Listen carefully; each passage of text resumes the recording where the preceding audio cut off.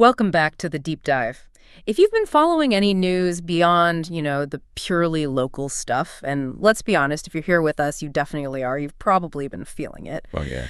That kind of unsettling feeling that's been in so many of the sources we've seen lately. This idea that the global structure, the one that's been stable for decades, is just vanishing. And not slowly, but like right now.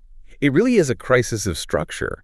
It feels like we're watching the geopolitical tectonic plates shifting in real time. And the sources all point to something really essential here. We can't just analyze these things in isolation, Yeah. A protest here, an election there. Right, a protest in Tehran, a dispute in Caracas. Exactly. We have to understand that our own cultural lenses, especially here in the West, often really limit our ability to get what's truly driving foreign policy and these deep societal tensions in these critical hotspots. And that is exactly our mission today. We're going to take this stack of source material and dive deep into three specific, incredibly volatile places, Iran, Venezuela, and Taiwan, to help you, the listener, really understand where global geopolitics is headed.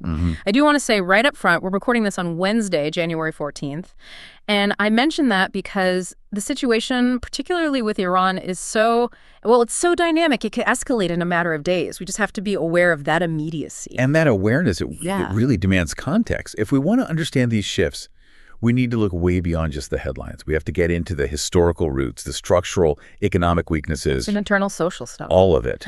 And critically, we have to stop assuming that every regime change, if it happens, is going to end up as some Western-style liberal democracy. I mean, a lot of local commentators are stressing that this assumption, it almost borders on this, a kind of patronizing thinking that completely misses what's actually driving change in these societies.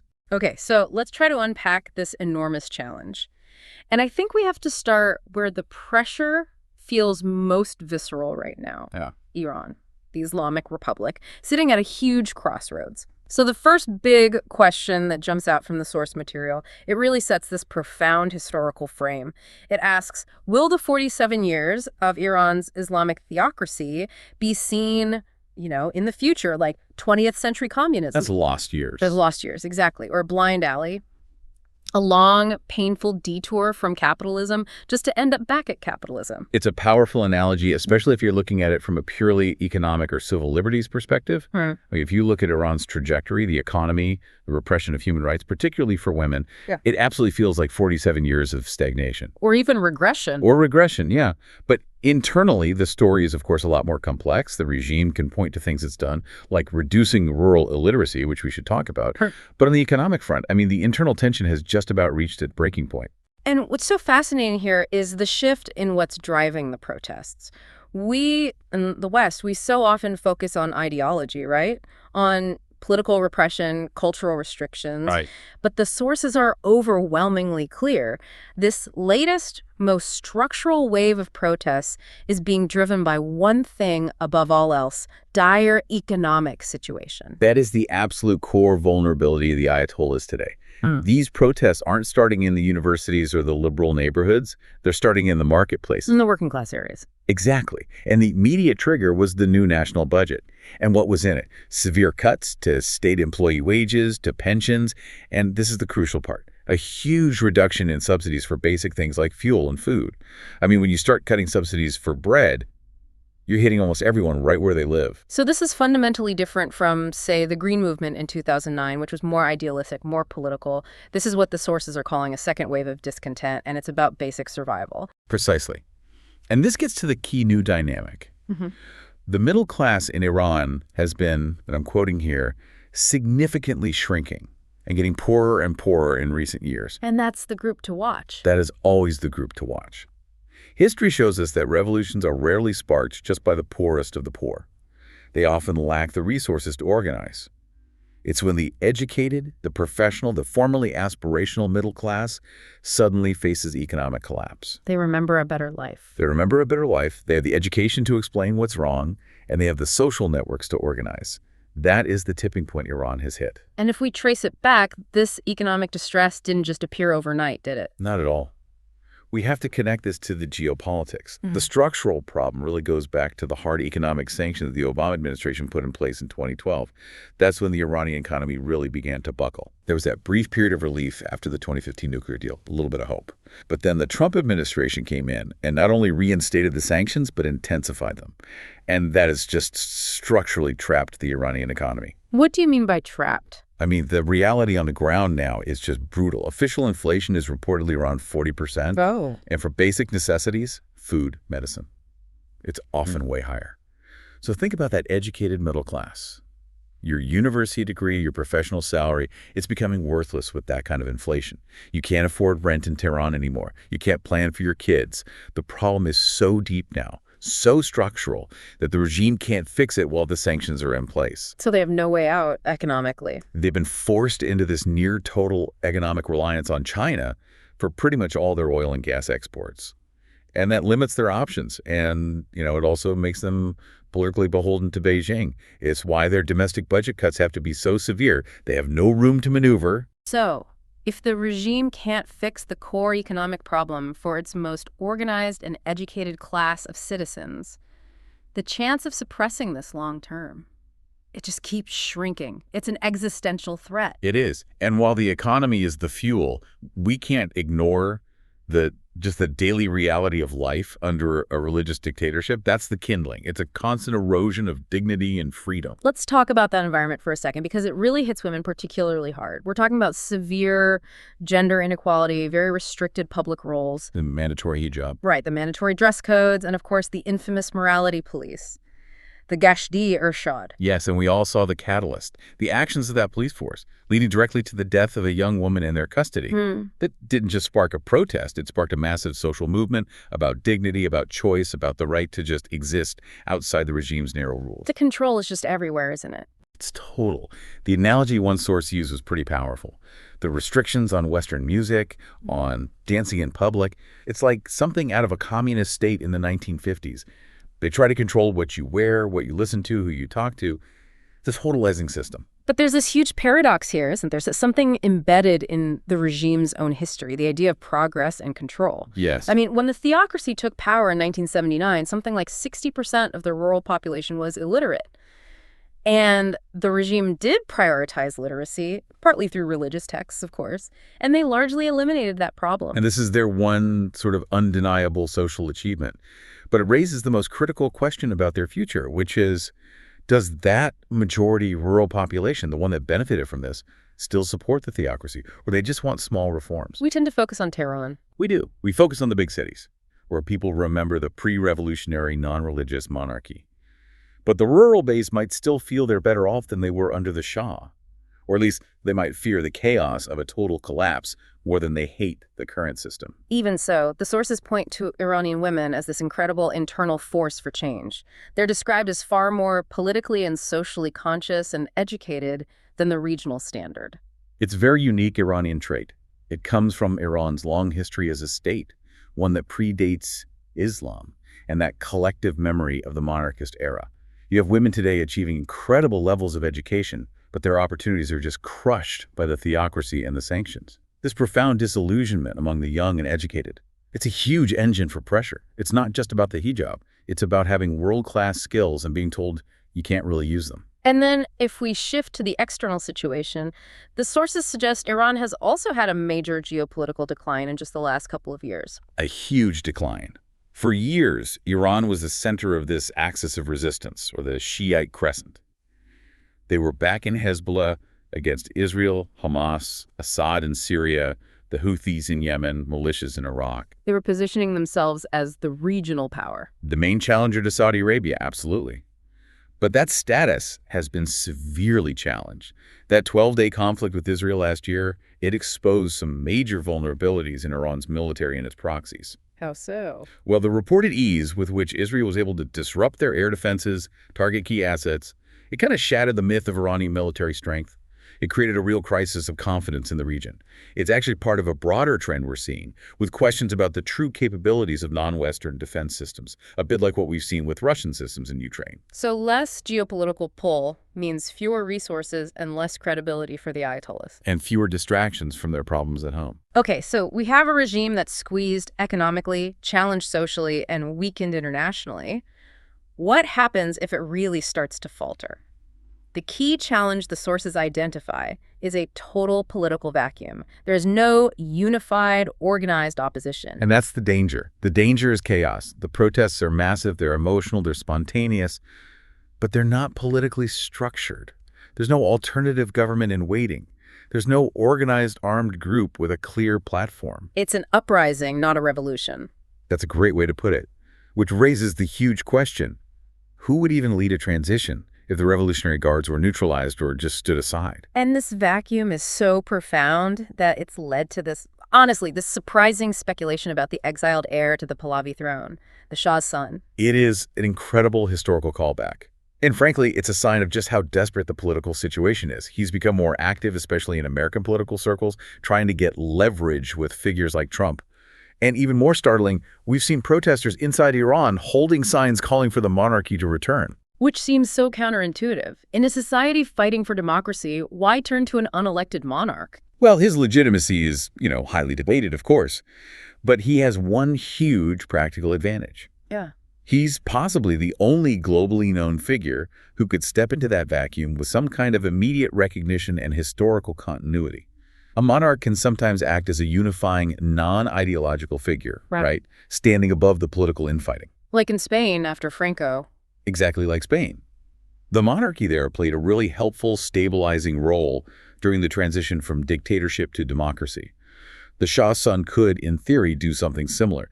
A symbolic national figure that gives different political factions time to organize properly. But the huge question, of course, is whether an institution like the Revolutionary Guards could ever be contained by a movement that's just based on spontaneous protest and a historical figure with no real power base inside the country. So the pressure is immense, but the path forward is completely undefined. Precisely. And that unpredictability is what makes it one of the biggest global risks right now.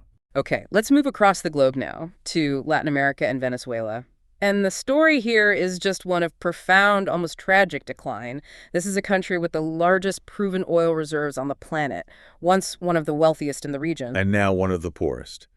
It's a catastrophic failure of what Hugo Chavez called 21st century socialism. The fall is just staggering. It's hard to reconcile the country's natural wealth with the poverty we see today. Chavez and then Maduro after him, they built their power on this idea of fixing inequality and also on exploiting this Latin American political tradition of caudillismo. Explain that term, caudillismo. How did that help them survive? So caudillismo is this ideal of the strong, inspirational leader, the supreme head who brings order through personal action, not through boring bureaucracy. It's about personal loyalty to the man over any kind of institutional competence. And it really appealed to a part of society that felt ignored by the old elites. It's how Nicolas Maduro, a former bus driver, was able to hold on to power for so long, even though he didn't have Chavez's charisma. The loyalty is to him, not the failed system. And the result of prioritizing that loyalty over competence, plus the ideological failure, is this massive demographic collapse. I mean, an estimated 7 million Venezuelans have fled. That's nearly a third of the population. And that is the terrible, critical byproduct that actually helps the regime stay in power. By letting the critics, the educated, the potential opposition leaders, by letting them leave, they effectively released all the internal pressure.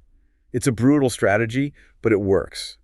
They prevent a coherent opposition from organizing at home because they've essentially exported their discontent. But that doesn't solve their problems. It just pushes them outside their borders. Exactly. The exodus destabilizes all the neighboring countries, Colombia, Brazil, you name it. It exports Venezuela's social problems, crime, and it overburdens their services. So that creates huge external pressure for some kind of intervention, and it raises this massive long-term question of how those 7 million people might one day return. The recent U.S. actions targeting the head of the regime, it does bring to mind some historical precedents, doesn't it? I'm thinking of Noriega in Panama in '89 or Grenada in '83. The idea was always to remove a bad leader to allow for democracy. Those are crucial examples, but the analysis from the sources suggests that the current U.S. action, especially under a potential Trump administration, has a fundamentally different focus. The motivation seems to be less about promoting democracy and much more about raw geopolitics and economics. Okay, let's unpack that difference, because this is where we start to see the New World Order taking shape. What's the difference between, say, the old Bush neocon ideology and this new transactional focus? Well, the classic neocon approach was ideological nation building, right? The idea that spreading American-style democracy was essential for global stability, even if it meant huge interventions like in Iraq. The current approach, what we could call the Trump doctrine, is purely transactional. The main goal is to aggressively reassert U.S. dominance in its hemisphere. It's an updated Monroe Doctrine. The number one objective is to get rid of hostile foreign influence. Venezuela was a key gateway for Chinese influence, and it was the economic lifeline for Cuba. Cutting those ties is the top priority, even if what comes next isn't a perfect democracy. So it's about controlling your sphere of influence, not rebuilding a country from the ground up. Exactly. And the second motive is simple economic stability. The U.S. wants predictability for American investment, especially in oil. They're pressuring big firms like Chevron to reinvest and stabilize production. But it's worth noting most other big oil companies are suing the Venezuelan government right now and are very hesitant to go back. So the U.S. is pushing for stability for trade and resource access, not ideological purity. This shift creates a real dilemma for the political transition, though, because unlike Iran, which has a political vacuum, Venezuela does have a figure with clear external legitimacy, Mr. Gonzalez. It does. He's the opposition figure who, according to many international observers, legitimately won the 2024 elections. He has the political capital to start a transition. But the question is, does a transactional U.S. administration prioritize him and a messy democratic process over the immediate goal of regional compliance and a stable oil market? The signals suggest they're being very cautious. The U.S. priority seems to be stability for trade and making sure Venezuela falls in line with the Monroe Doctrine. The Maduro regime, or whoever replaces it, has to accept those foreign policy changes, cutting Russian and Chinese ties, while somehow maintaining enough internal control to stop a total collapse that would kill oil production. That sounds like an impossible balancing act. It is. But if the regime can somehow pull it off, if they can accept U.S. dominance while keeping their internal power structures intact, they might just survive in some kind of reformed state. We can't just assume the outcome will be the immediate installation of the democratic opposition. The goal is a state that's predictable and not hostile, even if it's not a full democracy. Predictability is more important than perfection. So the U.S. foreign policy playbook has really changed. It's stability and spheres of influence first, democracy and human rights a distant second. That really seems to be the thesis that's shaping our world right now. So from the Caribbean, we now go to our third and final hotspot, Taiwan. This is arguably the place with the greatest existential risk for the entire global economy. And the threat there isn't theoretical at all. It's constant. We're talking about Taiwan facing 2.5 million cyber attack attempts every single year. And attributed primarily to China. They're targeting everything: hospitals, energy grids, financial services. It's constant low-level warfare. A preparation almost. It is. The cyber attacks, combined with the frequent military blockades and massive exercises China runs around the island, they're clearly precursors. They're not just psychological warfare. They are strategic rehearsals for an actual invasion. They're mapping logistics, testing how the world responds. And the economic costs if that invasion actually happens. It's just staggering. I mean, it's consistently called the worst-case scenario for the global economy.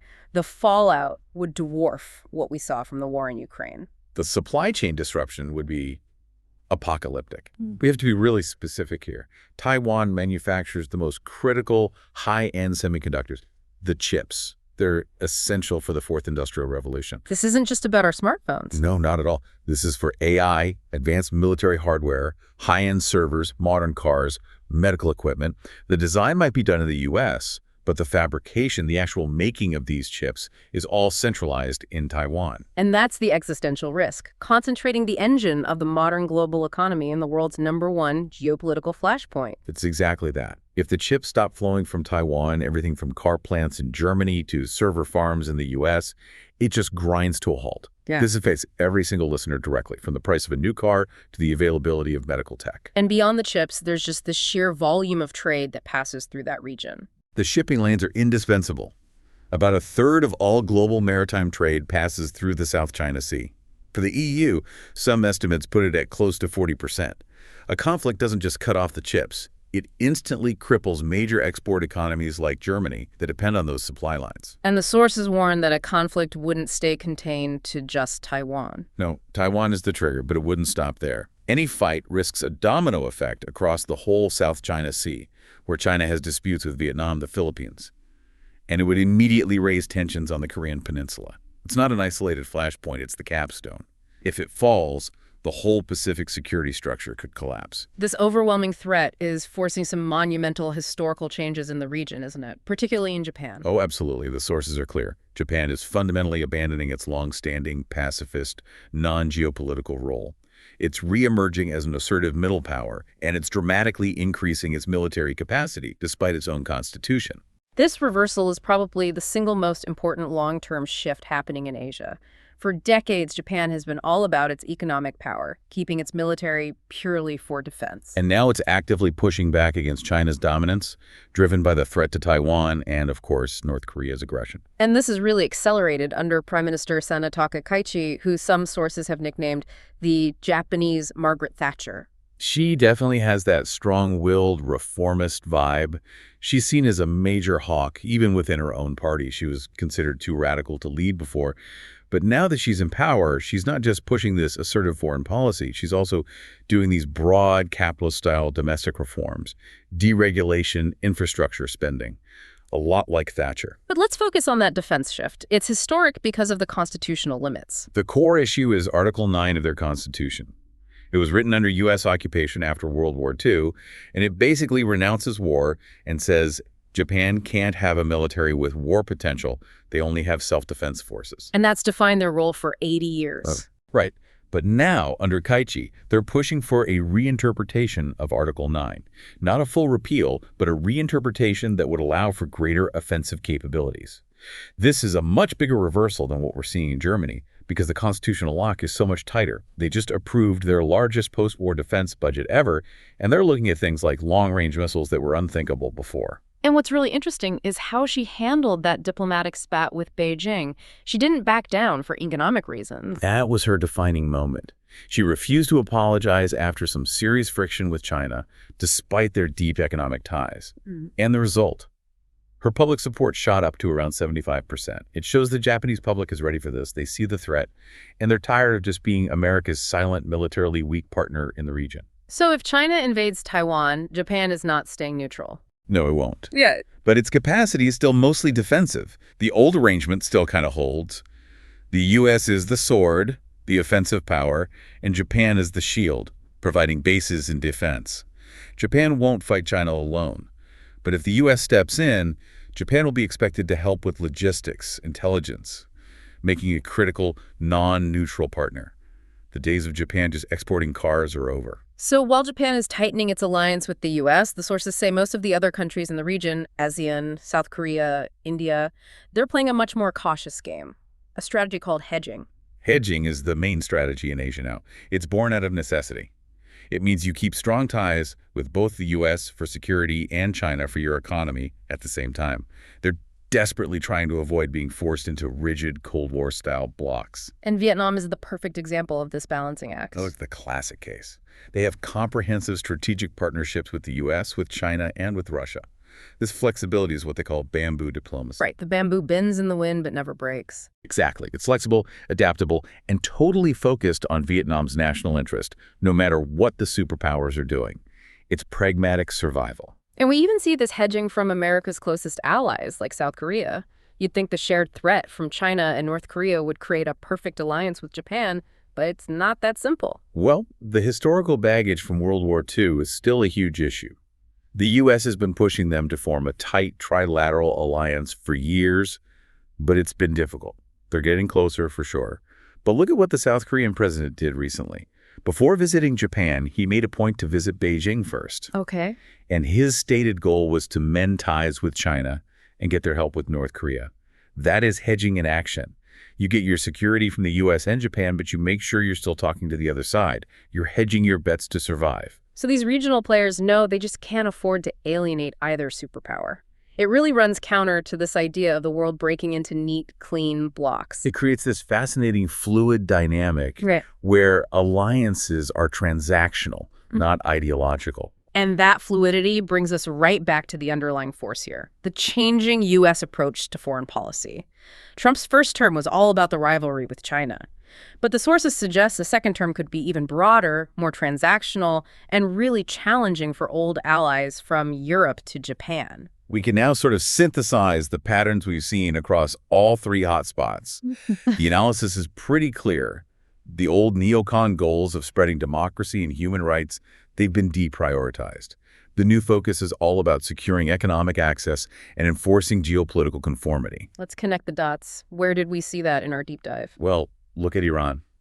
The focus is almost all on economic strangulation through sanctions to force compliance on their nuclear program. There's not a lot of energy going into actively supporting the democratic opposition. It's all economic pressure. Right, and Venezuela. The action there is all about enforcing the Monroe Doctrine, getting rid of Chinese and Russian influence, and stabilizing oil for U.S. companies. The legitimate democratic opposition figure is secondary to that transactional goal. Even in Asia, the pressure on Japan is transactional. Pay more, build up your military, it's burden sharing. The alliance is treated more like a business arrangement. Which is a huge departure from the post-Cold War ideal of multilateral consensus and expanding democracy. It is. The core ambition seems to be stability for the sake of trade and a very strict enforcement of spheres of influence. Even if it comes at the expense of old alliances and democratic ideals, they want predictable access to resources and regimes that aren't actively hostile. So if this is the path we're on, where does it lead? What is the new world order we're moving toward? The ultimate goal, whether they say it out loud or not, seems to be a new global alignment, maybe a concert of great powers. You'd have the US, China, maybe Russia, all working, sometimes competing, sometimes agreeing to divide up and enforce global influence. They'd negotiate their spheres, focus on their own economic security, and push idealistic concepts like human rights to the side in favor of just great power pragmatism. That sounds less like a stable global structure and more like managed instability defined by these competing spheres. Exactly. The old world order is dissolving, and the new one is likely to be defined by these enforced spheres of influence and a pragmatism that judges other countries based on their usefulness and compliance, not their internal politics. That was a crucial deep dive into three places that really show us these global shifts and this new transactional nature of politics. So let's just recap the key insights for you to take away from all this. Okay, for Iran, the thing to remember is that the biggest threat to the theocracy isn't just ideology. It's the structural economic squeeze on the shrinking, educated middle class. That's where revolutions often start. For Venezuela, the lesson is that geopolitics, getting rid of Chinese and Russian influence, enforcing the Monroe Doctrine, that's what's driving U.S. policy. It's far more important than an immediate democratic transition. Stability is more important than democracy. And in the Pacific, the concentration of all those critical computer chips in one high-risk zone, Taiwan, creates an existential risk for the entire global economy. And that is what's forcing a traditional pacifist like Japan to rearm and challenge its own constitution. Which brings us to our final provocative thought for you to think about. If the U.S. continues down this path, prioritizing purely transactional relationships and spheres of influence over its old alliance commitments and democracy promotion, like we're seeing in Venezuela, will those Asian states that are currently practicing bamboo diplomacy be forced to finally stop hedging? Will they have to pick a side and align themselves into rigid, permanent blocks? Because that moment, the moment when choosing a side becomes more important than hedging, that would fundamentally define the speed and the structure of the next global conflict. It's something we have to watch very, very closely. We hope this deep dive has given you some clarity and context to understand these complex and incredibly rapid global shifts. Thank you for joining us. We'll see you next time.